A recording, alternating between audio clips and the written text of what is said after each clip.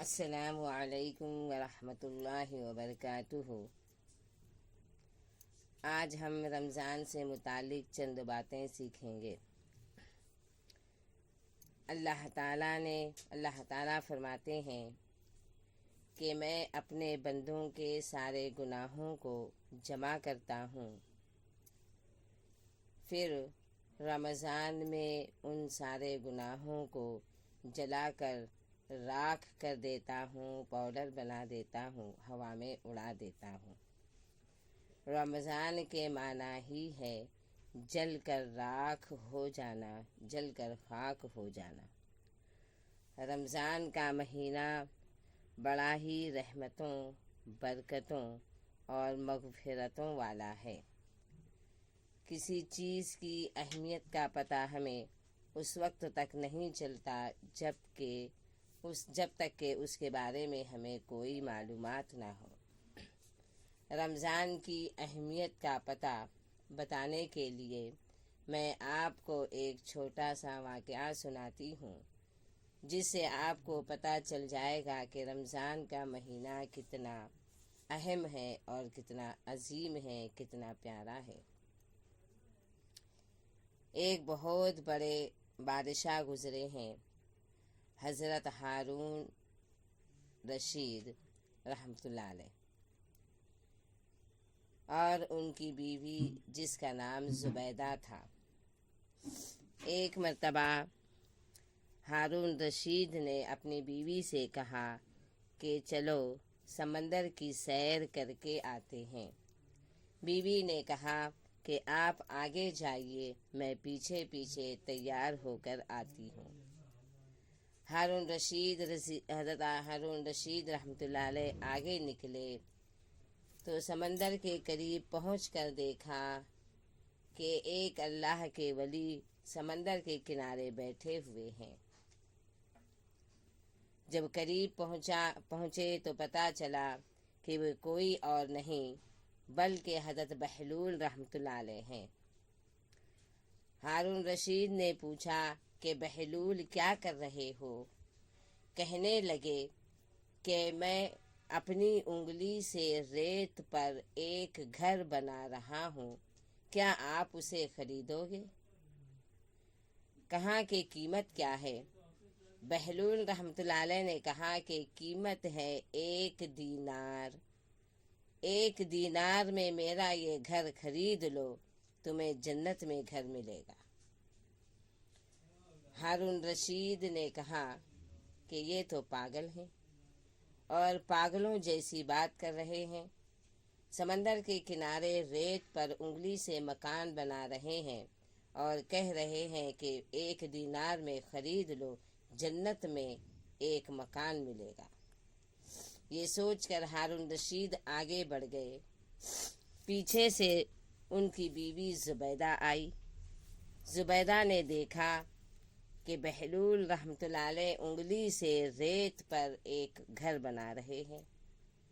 زبیدہ نے کہا کہ بہلول کیا کر رہے ہو؟ بہلول رحمۃ اللہ علیہ نے جواب دیا کہ میں ایک گھر بنا رہا ہوں، 1 دینار میں خرید لو، جنت میں گھر ملے گا۔ زبیدہ نے 1 دینار بہلول رحمۃ اللہ علیہ کو دے دیے اور آگے چلی۔ ہارون رشید اور زبیدہ دونوں نے سیر کی۔ سیر کرنے کے بعد اپنے محل کی طرف واپس آئے۔ جب رات کا وقت ہوا تو دونوں سو گئے۔ دونوں نے ایک خواب دیکھا۔ ہارون رشید نے خواب دیکھا کہ جنت ہے اور جنت میں ایک گھر ہے اور گھر کے اوپر ایک تختی لگی ہوئی ہے، تختی پر لکھا ہوا ہے زبیدہ کی جنت، اور باہر مکان کے بہت سارے فرشتے پہرا دے رہے ہیں، گارڈ کے طور پر گارڈ بنے ہوئے ہیں۔ ہارون رشید نے کہا کہ مجھے اندر جانا ہے۔ گارڈ نے کہا کہ نہیں، یہ زبیدہ کی جنت ہے، اس جنت میں زبیدہ کے علاوہ کسی اور کو جانے کی اجازت نہیں۔ हारून रशीद ने कहा कि जुबैदा मेरी बीवी है। फरिश्तों ने जवाब दिया कि वो दुनिया में आपकी बीवी है, यहाँ पर शौहर बीवी का कोई रिश्ता नहीं, ये जन्नत तो सिर्फ जुबैदा की ही है और इसमें जुबैदा ही जाएगी। हारून रशीद जिद करने लगे। फरिश्तों ने जोर से हारून रशीद को धक्का मारा। हारून रशीद धड़ाम से गिर पड़े। जैसे ही गिरे और धक्का लगा, हारून रशीद की आंख खुल गई। हारून रशीद ने अपने पास में लेटी हुई बीवी जुबैदा को उठाया। जुबैदा ने कहा कि क्यों उठाया? मैं जन्नत की सैर कर रही थी, मैं जन्नत में घूम रही थी और मैंने देखा कि आप फरिश्तों से मेरी जन्नत में आने के लिए जिद कर रहे थे, लेकिन फरिश्तों ने आपको आने नहीं दिया। हारून रशीद ने कहा कि ये जन्नत कब से तुम्हारी हो गई?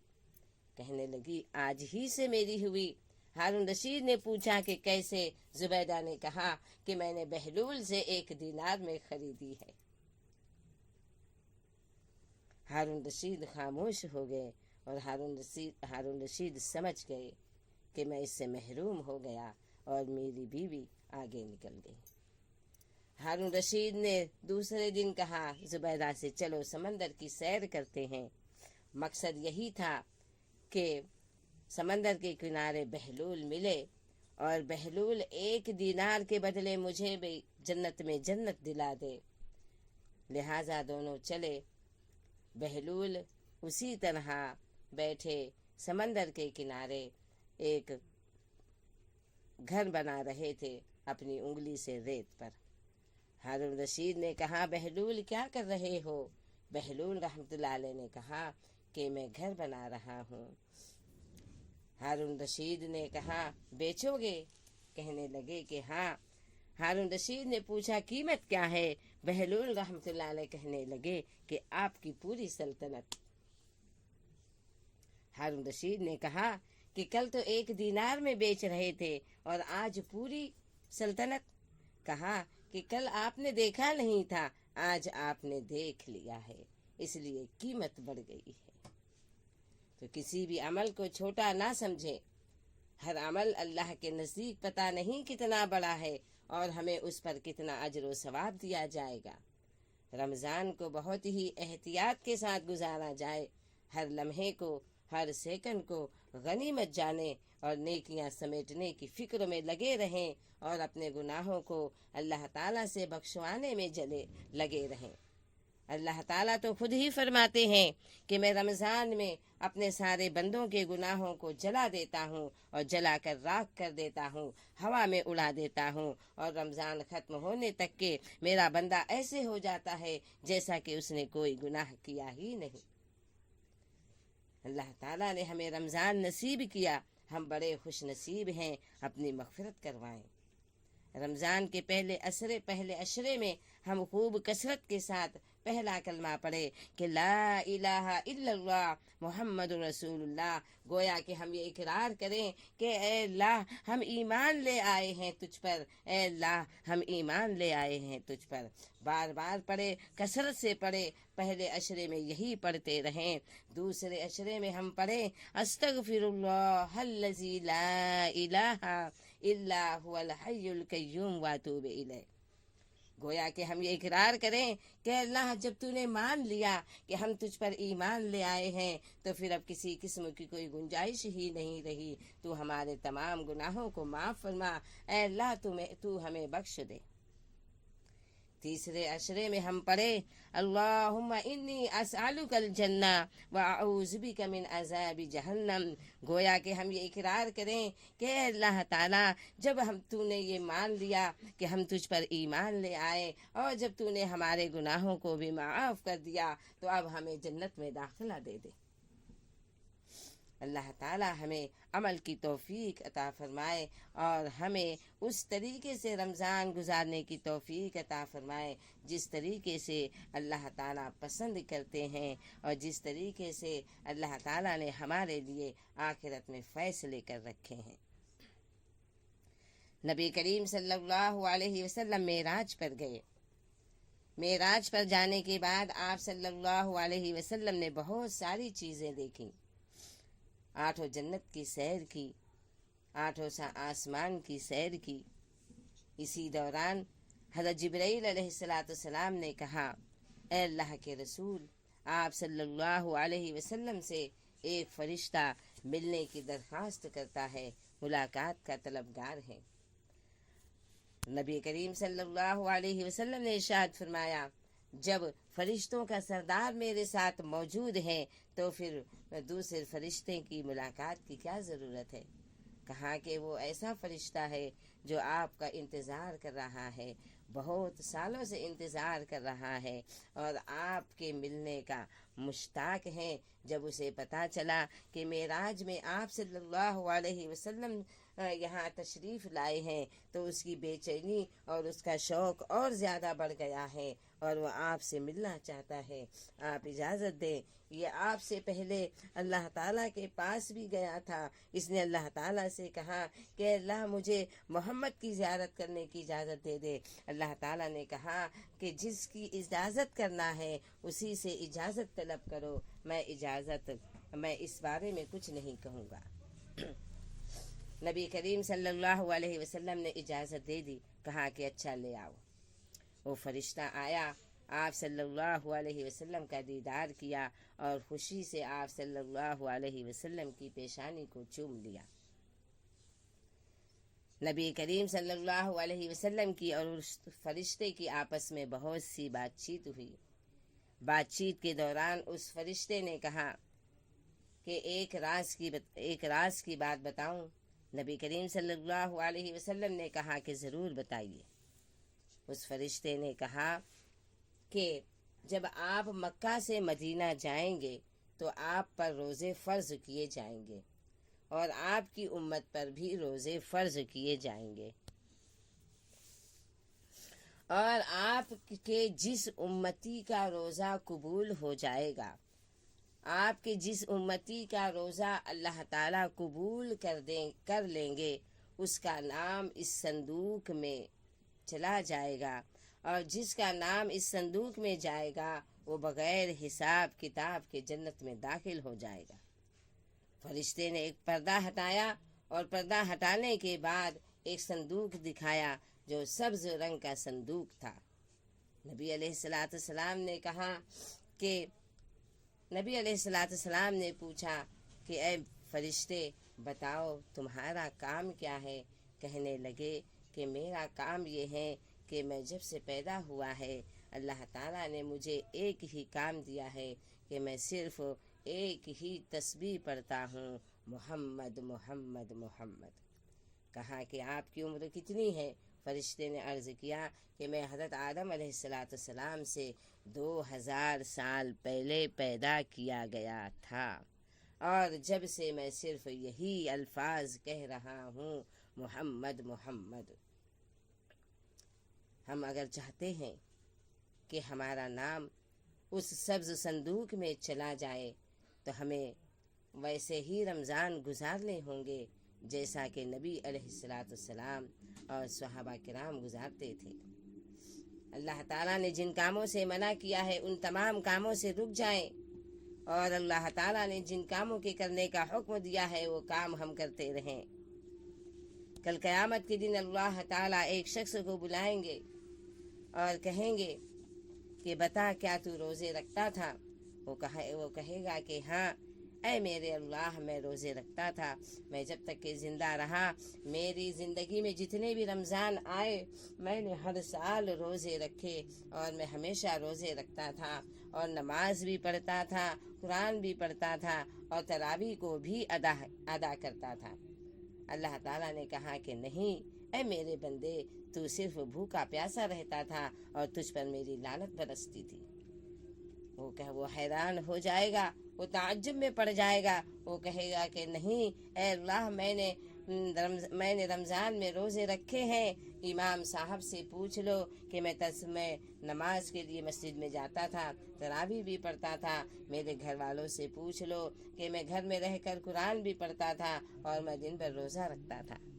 अल्लाह कहेंगे ऐ मेरे बंदे, तू रोज़ा नहीं रखता था, तू सिर्फ भूखा और प्यासा रहता था और सुबह से लेके शाम तक तुझ पर मेरी लानत बरसती थी।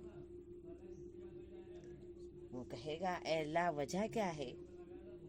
وجہ کیا ہے جو اس طریقے سے میرے روزے برباد ہو گئے، میری نمازیں برباد ہو گئی اور میرا قرآن پڑھنا برباد ہو گیا؟ اللہ تعالیٰ فرمائیں گے کہ میرے بندے تو روزہ تو رکھتا تھا لیکن تو جھوٹ بولتا تھا اور تو غیبت کرتا تھا۔ تیرے جھوٹ بولنے کی وجہ سے اور تیری غیبت کرنے کی وجہ سے تیرا روزہ فاقے میں تبدیل ہو گیا اور میری لعنت تجھ پر برسنے لگی۔ ایک اور وجہ ہے، اگر یہ وجہ ہمارے اندر ہیں تو ہم کوشش کریں کہ ہم اس کو ختم کریں، کیونکہ اس وجہ سے بھی اللہ تعالیٰ اپنے بندے کے روزوں کو قبول نہیں کرتا ہے۔ وہ وجہ ہے ماں کی ناراضگی۔ اگر ہم نے اپنی ماں کو ناراض کیا ہے، اگر ہماری ماں ہم سے ناراض ہے تو اللہ تعالیٰ ہمارے روزے کو قبول نہیں کرتے ہیں۔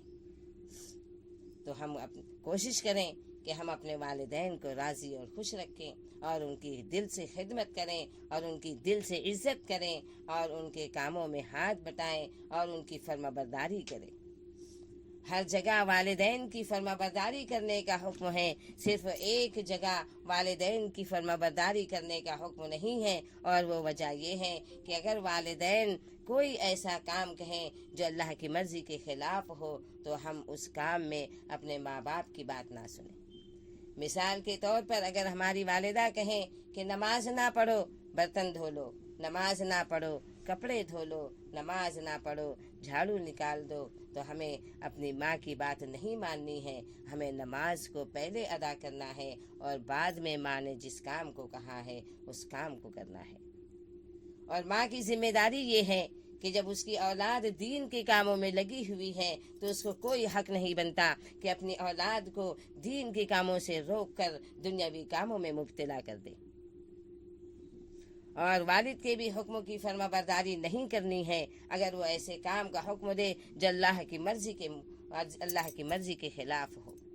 مثال کے طور پر اگر باپ کہے کہ بیٹا کام کرنے لگ جا، کام کر بیٹا، کارخانہ چلا جا، تراویح مت پڑھ، تراویح پڑھنے سے کتنا وقت ضائع ہو جاتا ہے اور کام کا کتنا ہرجانہ ہوتا ہے۔ بچے کو چاہیے کہ اپنے باپ کی بات نہ سنے اور تراویح کی نماز کو ادا کرے۔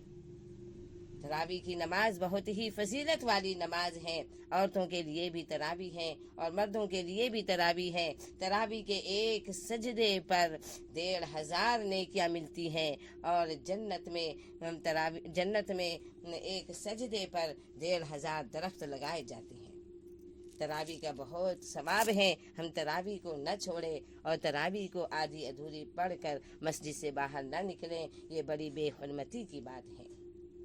ایک ہی تو عمل ہے جو ہمیں دیا گیا ہے اللہ تعالیٰ کی جانب سے۔ رسول اللہ صلی اللہ علیہ وسلم نے بھی تراویح کی نماز پڑھی ہے، صحابہ کرام نے بھی پڑھی ہے، اس کے بعد تابعین نے بھی پڑھی ہے، تبع تابعین نے بھی پڑھی ہے، صدیقین بھی پڑھتے ہیں، صالحین بھی پڑھتے ہیں، سارے مسلمان اس نماز کو پڑھتے ہیں اور اس نماز کو پڑھنے کا حکم بھی دیا گیا ہے۔ حضرت عمر رضی اللہ تعالیٰ عنہ کے زمانے میں تراویح کی 20 رکعت مقرر کر دی گئی تھی، اور جب سے 20 رکعت چلی آ رہی ہے ہمیں بھی چاہیے کہ ہم خشوع اور خضوع کے ساتھ تراویح کی نماز پڑھیں۔ مردوں کو بھی پڑھنا چاہیے اور عورتوں کو بھی پڑھنا چاہیے۔ اپنے کاموں کو مختصر کر لے، ہمیں کام تو ساری زندگی کرنا ہے، لیکن ہمیں پتہ نہیں کہ اس سال ہمیں رمضان المبارک تو مل گیا، آنے والے سال میں ہمیں نصیب ہوگا یا نہیں۔